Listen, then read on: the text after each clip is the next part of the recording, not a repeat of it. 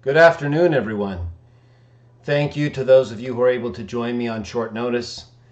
As I mentioned in prior videos, I'll occasionally be doing more and more evening live streams. I say occasionally because they're not quite set on any schedule, like our day texts or our Sunday CWJah Talk or open session shows are scheduled. So until I can get it scheduled, it'll just be as often as I can in terms of doing shows or videos in the evening. And what I wanted to do, as I put up in the notice, was follow up a little bit more on this idea of God, capital G-O-D, being a mistranslation in English Bible versions in John 10:33, where the Jews ask Jesus, or say to Jesus, that they're accusing him of being either God or a God, depending on how you translate the Greek term theos. And so in the same way, in Philippians chapter 2, verse 6, it says that Jesus was in the form of what is a form of the Greek word for theos, or form of God or a God. And so in my day text video earlier today, and then a show that I clipped from that day text video, I talked about those texts and the way that the term God is used. And I referred to it as a mistranslation when it's capital G-O-D in those texts, John 10:33 and Philippians 2:6.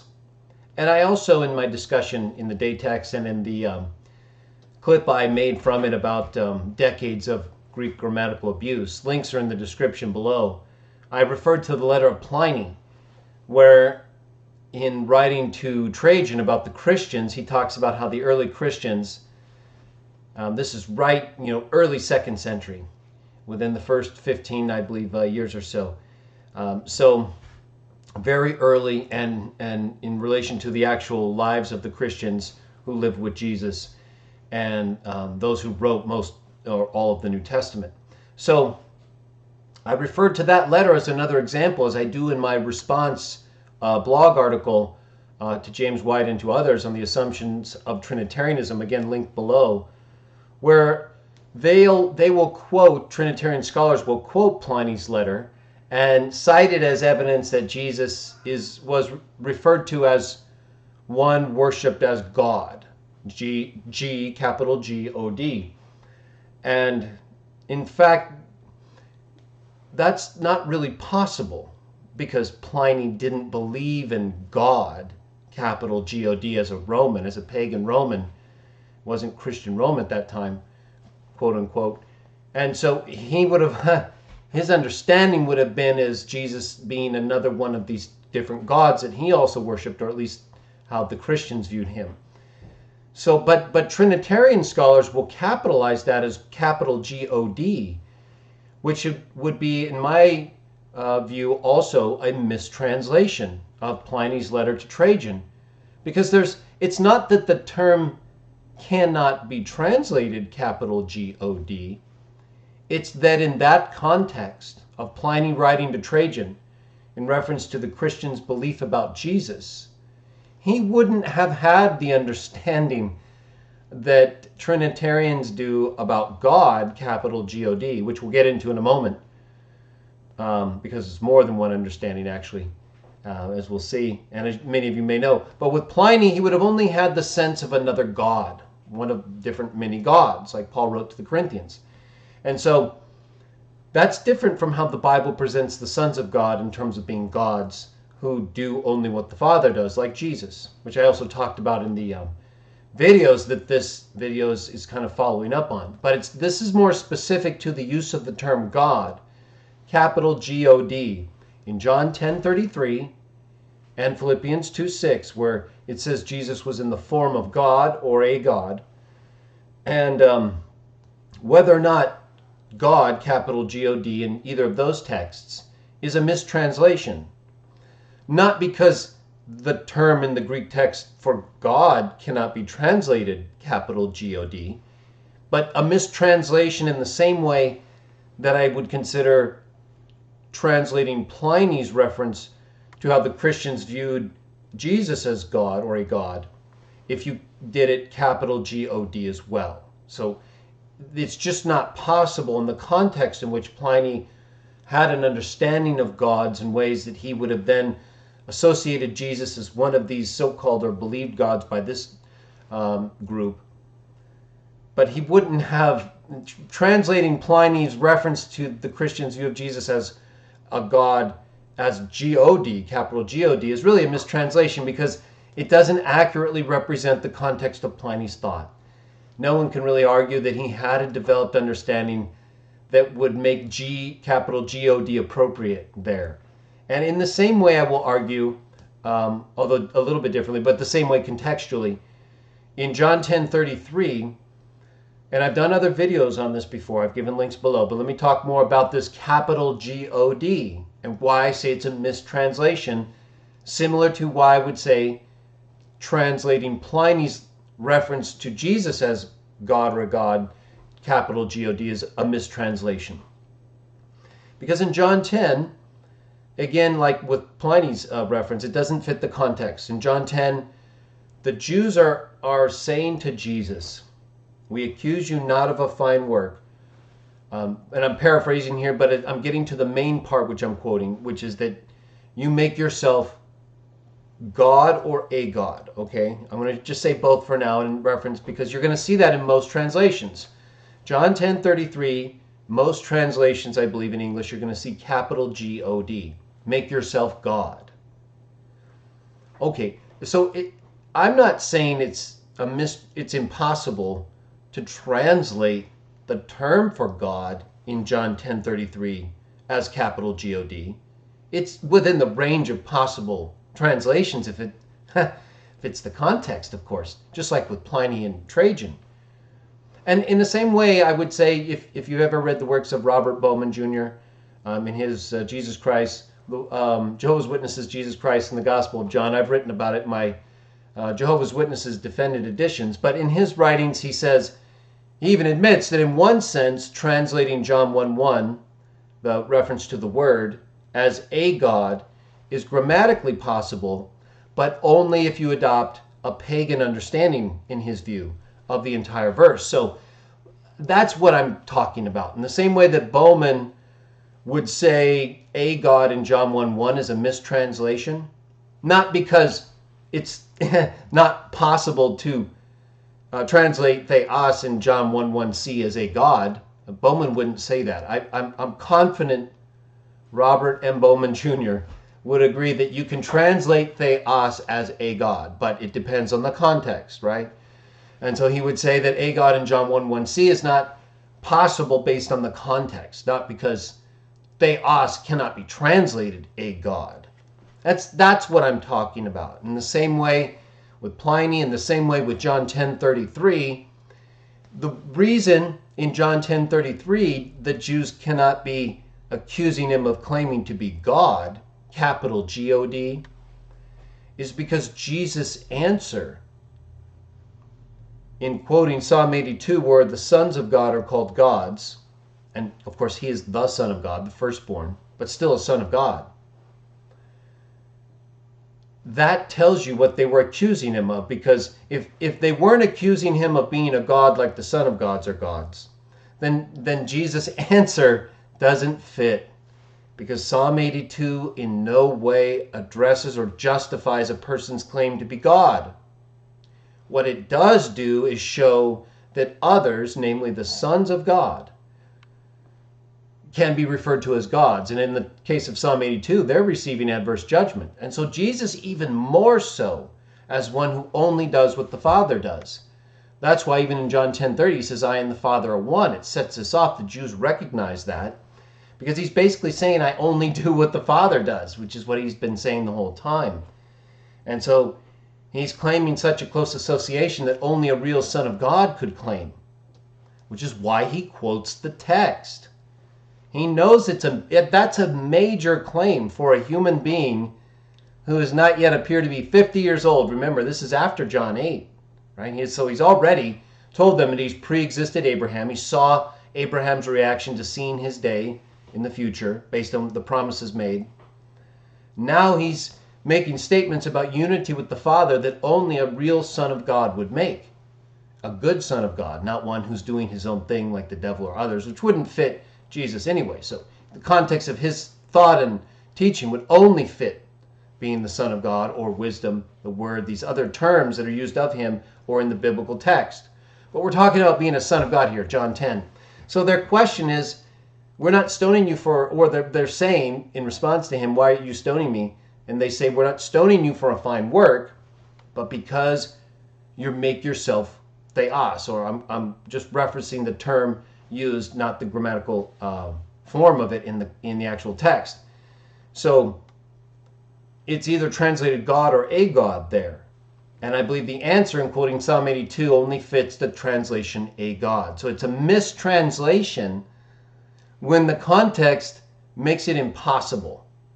Really, like with Pliny, it's not possible for Pliny to have had the understanding of God, capital G-O-D, that Trinitarians have, or in any other way than how he understood gods to be, whether Jesus was one of them or not.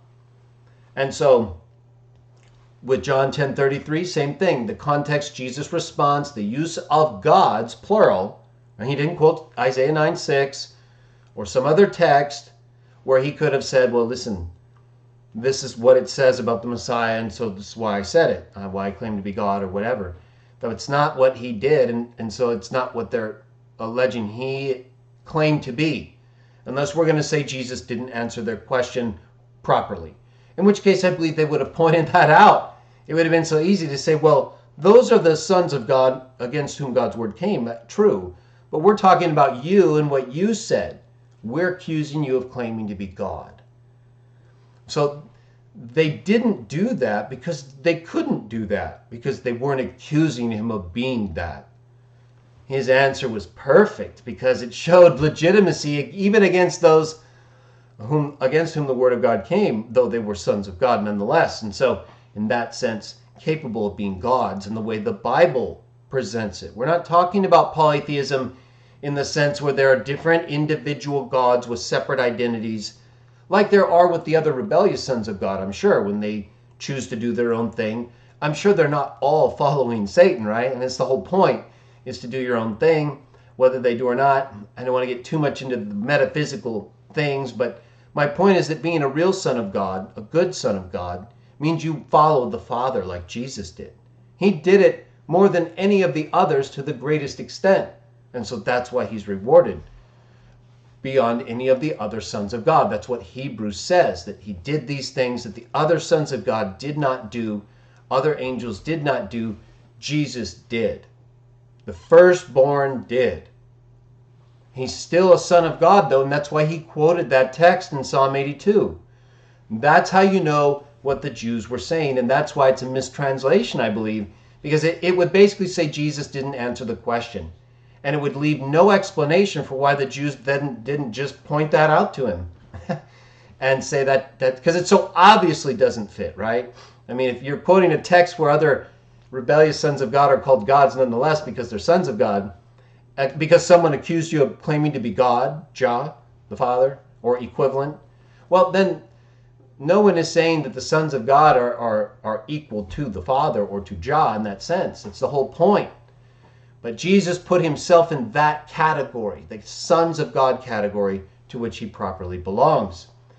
So we believe his response fits. Okay, so now let's talk about Philippians 2 and whether it should be in the form of God, capital G-O-D, or the form of a God. Now, I'm going to argue just like I would with John 10.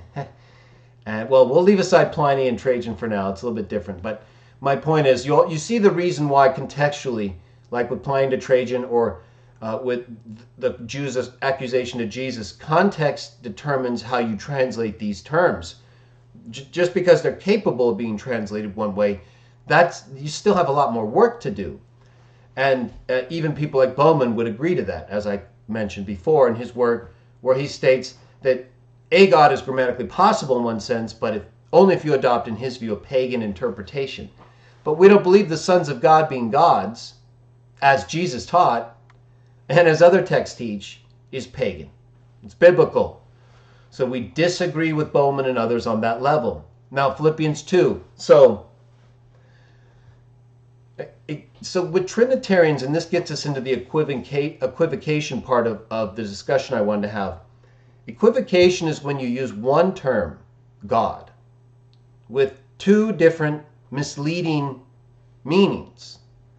Okay, so when Trinitarians use the term God, capital G-O-D, they really mean two things at least. One, the Trinity, right? There's only one God. They'll tell you that. We believe there's one God. So whatever that one God is, the Trinity, that's one meaning of the term God. Now, just try to fit that meaning in with any text in the Bible. You might be able to get a few to make some sense, but they would all have to assume Trinitarianism in a metaphysical way that I don't think you can get out of these texts. But more often than not, it's not going to fit. So even with Philippians 2, okay, let's try that one sense. I'll get to the other sense in a minute. Is Jesus in the form of the Trinity? So he's in the form of God, or a God. But let's say God, capital G-O-D for now. Does anyone really believe him in Trinitarians that he was in the form of the Trinity? No. No, what they mean is that he was in the form of God in the sense that he was a person of the Trinity, which is not what the text says. And that brings us to the second meaning for God, capital G-O-D, which Trinitarians use, but often without telling you. And that is as a person of God. So in neither sense, I'm not saying those are the only two, they use it in some other senses for like divine nature in some ways, but it all gets back to these two, and that is that it's either the one God, the Trinity, Father, Son, Holy Spirit, three persons, one God, co-eternal, and sharing the nature of God co-equally, but only one God.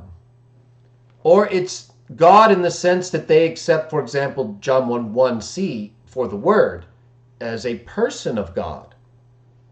So that's where we get into the issues. So does Philippians 2:6 mean Jesus was in the form of a person of God? Well, that's not what it says, right? See, so we would have to read into the term that is used, God, theos. It's not God, capital G-O-D. We either translate it capital G-O-D or translate it a lowercase g-o-d, in the sense that the sons of God are gods, and Jesus was in that kind of form. So that's why he quoted the text in John 10 from Psalm 82 and used the plural. I said, you are gods, quoting God in Psalm 82, talking toward the sons of God as gods. Jesus quoted that text. He quoted the plural. And he used that to justify his response to them claiming he was a singular, a God, one of the gods, who are sons of God, not individual separate gods like they have, different identities, Zeus, Mercury, and their Greek or Roman equivalents, in the sense that they had different roles and position. The sons of God are all sons of God, and Jesus being the firstborn, but they all either represent and follow the Father, or they're doing their own thing and acting as their own gods. Because obviously if they're doing their own thing, they believe their way is better than God's. So they in effect become their own gods by doing what they believe is right versus what God tells them is right or shows them is right.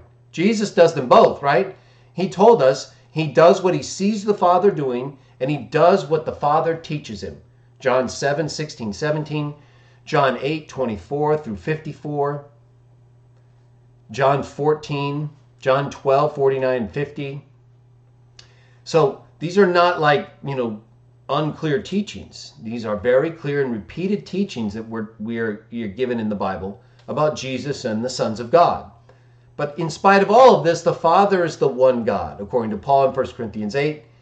And Jesus repeatedly identifies the Father as the one God of the Hebrew Scriptures, of the Jews, John 8:54.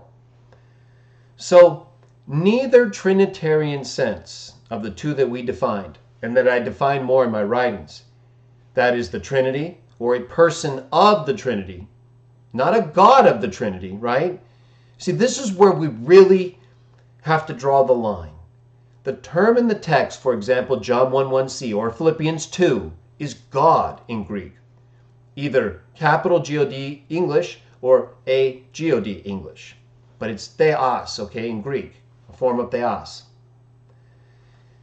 So it's not another noun of theos, a person of theos. And it's not a God of a God. It's just God. Theos. That's either capital G-O-D, the one God, who's above all and different from all else, or a God, meaning a son of God, who can also be that same God, but only by doing everything that one God says and does, not by being the originator of it. So that's where our distinction between capital G-O-D in the ultimate sense applies to the Father, but can also apply to the sons when they are acting as the Father to us. And that's why Jesus said, if you've seen me, you've seen the Father. He was exasperated with them because he had been telling them this the whole time. Have I been with you so long a time, and yet you don't know yet? If you've seen me, you've seen the Father. That's what I've been saying this whole time as well. And so in Philippians 2:6 and in John 10:33, I believe God, capital G-O-D, is a mistranslation in the same way that God, in Pliny's letter to Trajan, is a mistranslation, God, capital G-O-D, because it doesn't fit the context of any of those three texts. It's not because God, capital G-O-D, isn't a possible way to translate the term. And just like I explained with Trinitarians who would say the same for things like John 1:1c and a God, it's possible to translate a God, they would say. They would just disagree that it contextually fits. And so in the same way, John 10:33, I believe, can only be translated contextually as you make yourself a God. And then Jesus' reply follows. He explains how that's possible, why it's okay, and that's what we believe as well. In Philippians 2:6, I believe Paul does the same thing. It's a very similar text to John 1:1, in fact, because he talks about Jesus in his pre-existent form, in the form of a God. Doesn't fit with capital G-O-D, because unless we're going to say it's talking about him being the form of the Father in the sense of Hebrews 1:3, 1:2, 1:3, where he's the character of the Father's being. But that goes a little bit beyond what the text actually says, right? It doesn't say, here it just says he's in the form of theos, a form of the Greek word for theos. So it fits the context better, like with John 10 and Psalm 82, to just accept him as one of the gods who is a son of God, unless, we alternately want to explain form of God in a sense, meaning that he's in the form of God, the Father, because he's a copy of the Father's being. So you get into these further extended interpretations, however, and I think the simplest is just to accept it as him being in the form of a God, as one of the sons of God, the Son of God, but still a God, just like John 1:1c, because it's in comparison to the God of John 1:1b. And that God is the God in Genesis 1:1, who also speaks to others later on in Genesis 1:26, 27, and whom Job refers to in Job 38:7 as the sons of God, who shouted in applause when Jah made all things. Just like wisdom also beheld these things, according to Proverbs 8. And so these things connect together in all these ways, and I put links to articles I've written below that may help you further explain at least my position and that of others, and the biblical references that we quote, and why, when I refer to several texts like John 10:33 and Philippians 2:6 or Pliny's letter to Trajan as mistranslations when they use the English capital G-O-D, now you understand better my position that I also detail in my article below on the assumptions of Trinitarianism as it pertains to the context of each of those three verses. So consider this information. If you have any questions, let me know. Look at the information that I've provided below. But I wanted to do this as a live stream, in case anyone had a question. I put the notice up a couple hours ago, and but it's Saturday evening, so I thought, if people really want to talk more about it, I got some feedback, and so I'm going based off of that. But I wanted to explain better, at least with respect to these three texts, and what I mean when I'm referring to the term God, capital God, as a mistranslation. I believe it is, in the sense that contextually it doesn't fit, and it's that kind of mistranslation that has led to difficulty in reading otherwise good Bible translation texts, like the KJV. But, when we get to texts like these, where people get confused and they're not sure what to make of, the word being called capital God, and they don't have a developed understanding of the sons of God like Jesus teaches in John 10, and as we're presented in other texts, well, that's why I feel the need to do these videos at times, or at least open up the discussion so we have an opportunity to further consider the information and make up your own mind. But I thank all of you for joining me. I'm going to go out this evening with my youngest son. So I hope you all have a good evening. I will be back tomorrow, Sunday, May 12th at 8:30 a.m. Pacific Standard Time. So any of you who can join me, we will be starting our series on Jesus and the evidence, the pre-Christian evidence that points to him, and really, as I will explain, only him, as the biblical Messiah.